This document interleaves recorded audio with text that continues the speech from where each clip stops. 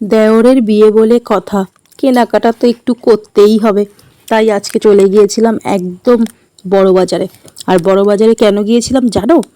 সেটা বলছি, চলো ভিডিওটা দেখতে থাকো। Hey guys, welcome back to my channel তপস্যা ব্লগস। আশা করছি তোমরা সবাই খুব ভালো আছো, আমিও খুব ভালো রয়েছি। তো আজকে দেখো মা আমি সবাই মিলে চলে গেছিলাম আজকে একটু কেনাকাটা করতে। তো বড় বাজারে গিয়েছিলাম। এই যে দেখো, শিয়ালদা থেকে নেমে একদম অটোয় বসে পড়েছি আর এখন যাচ্ছি বড় বাজার।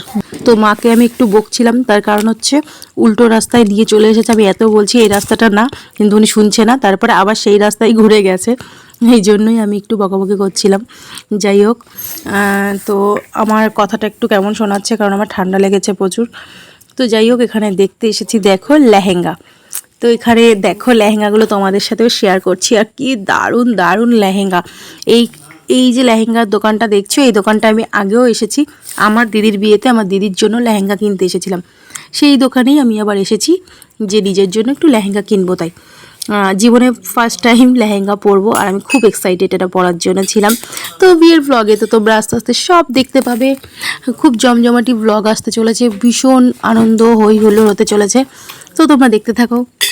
তো এই যে দেখো, এই দাদা ভাইটা আমাকে এখন লেহেঙ্গার ট্রায়াল দিচ্ছিল আর আমি একটু কেমন নাক কচকাচ্ছিলাম, তার কারণ আমার একটু কেমন লাগছিল। তো দেখো, আমি যেহেতু একটু হেলদি হয়ে গেছি এই জন্য একটুখানি পেটটার জন্য বাজেও লাগছে। এত বাবাই হওয়ার পরে ভুঁড়িটাও বেড়ে গিয়েছে, কি বলবো আর। এই জন্য একটু কেমন লাগছে, তো দেখা যাক পরার পরে কেমন লাগে, তোমাদের সাথে অবশ্যই শেয়ার করব। এই যে দেখো, আমি এখন একটু দেখছিলাম আর এই লেহেঙ্গাটা কিন্তু দারুণ লাগছিল কালারটা। আমি একটু অন্য টাইপের কালার চাইছিলাম, তার কারণ হচ্ছে আমার না মানে লাল হলুদ এগুলো ভালো লাগে না, তারপরে খয়েরি এগুলো কমন হয়ে গেছে। এই জন্য আমি একটু অন্য কালার দেখছিলাম, যাতে অন্য কালারের নেব। আর এটা যে তোমরা হয়তো ভাবছো সাদা কালার, এটা কিন্তু সাদা কালার না, এটা হচ্ছে তোমার অ্যাশ কালার টাইপের। আর এটাও আমার খুব পছন্দ হয়েছে, ভালো লাগছিল। অনেকগুলো লেহেঙ্গা দেখেছি, প্রচুর কালেকশন দেখেছি এখানে, প্রচুর কালেকশন। তো দোকানটার নাম আমি এখন বলছি না, তোমরা যদি কমেন্টে জানতে চাও তখন আমি বলে দেবো। তো বড় বাজার থেকেই নিয়েছি এইটুকু বলতে পারি। তো যাই হোক, এখানে দেখো আরও অনেক শাড়ির কালেকশনও ছিল আর এখানে আমি একটু স্টাইল করে ঢং করে করে দেখছিলাম কেমন লাগে আমাকে। যাই হোক, এই যে একটু বড়, যেহেতু আমি একটু হাইটও শর্ট।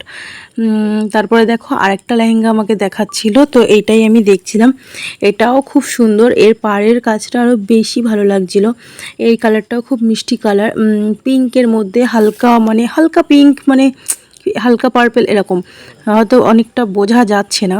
এই দেখো, এখানে মাও একটু দেখছিল পরে কেমন লাগে। উনি বলছে আমি কখনো পরিনি, মনে আমিও একটু দেখি পরে কেমন লাগে। তো এই যে দেখো, দুজনকে দাঁড় করিয়ে দিয়েছে। দুটো লেহেঙ্গার মধ্যে কোনটা বেশি ভালো লাগছে অবশ্যই আমাকে কমেন্ট করে জানাও। তো আমি কোনটা নিয়েছি সেটা তো তোমাদেরকে পরে তোমাদের সাথে শেয়ার করব, দেখতেই পাবে। তো এখানে দেখো বসেছিলাম, আরও লেহেঙ্গা বের করছিল। তো যাই হোক, মোটামুটি কেনাকাটা করা হয়ে গেছে আর এখান থেকে সোজা চলে গিয়েছিলাম আমরা একটু বড়বাজারের আশেপাশে যে কসমেটিক্সের দোকানগুলো, এখানে মার্কেটিং করতে। আর অনেক সুন্দর সুন্দর কিন্তু কসমেটিক্সও নিয়েছি, দারুণ দারুণ কালেকশন ছিল।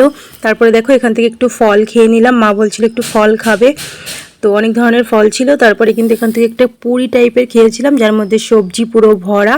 আর তারপরে দেখো, এখানে দেখছিলাম রাস্তার পাশে একটা দোকানে এই ফুলগুলো এত দারুণ, তো প্রচুর দাম বলছিল বলে আর নেইনি। তারপরে দেখো, শিয়ালদা স্টেশনে চলে এসেছি, অনেকটাই রাত হয়ে গেছে, বাড়ি যেতে যেতে অনেকটাই দেরি হয়ে যাবে। আর বাবাইও ছোট, ওর বাবার কাছে রয়েছে, ওই জন্য খুব টেনশনও হচ্ছিল। তাই তাড়াতাড়ি করে ট্রেনে উঠে চলে আসলাম হাবড়াতে।